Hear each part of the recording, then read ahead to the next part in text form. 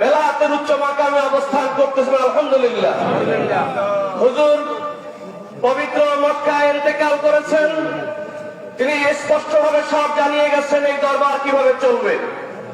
অতএব জানাজার পূর্বক্ষণে হুজুরের নির্দেশ মোতাবেকই জানাজা হবে। আপনারা কেউ বিচলিত হবেন না। এবং এই দরবারের কর্ণধার কারা হবে, কিভাবে হবে, সব হুজুরের পক্ষ থেকে স্পষ্ট জানানো আছে। অতএব হুজুরের বড় সাহেবজাদা তিনি তার জানাজা নামাজের পূর্বে আপনাদেরকে সম্পূর্ণ স্পষ্ট করে দিবেন।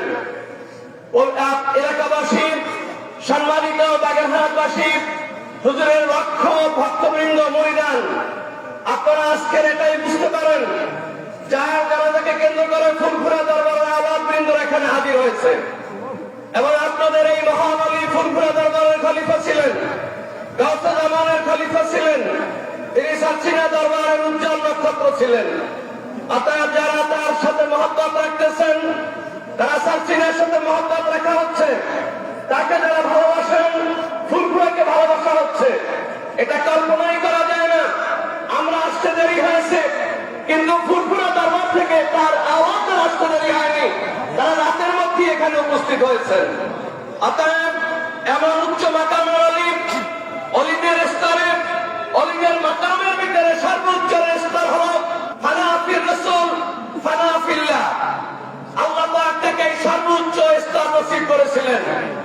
এই স্তরে থাকা অবস্থায় কেউ মারা গেলে মজদুরিতে হাতে মারা যায়, কিন্তু আল্লাহ তাকে আরো উচ্চ মাকাম দিয়েছিলেন। তিনি বাকাবিল্লার স্তরে অবস্থান করে দুনিয়া থেকে বিদায় হয়েছেন। অতএব এই মহান আলীর নিসবতে সোহবতে যারা আছেন, আপনারা আল্লাহর শুকর আদায় করুন। বেলায়েতের উচ্চ জগতের একজন মহান আলীর সাথে আপনাদের সম্পর্ক, এবং এই সম্পর্ক ধরে জান্নাত পৌঁছার তৌফিক আল্লাহ দান করবেন। পাশাপাশি আমি আজকের কৃতজ্ঞতা জানাচ্ছি হুজুরকে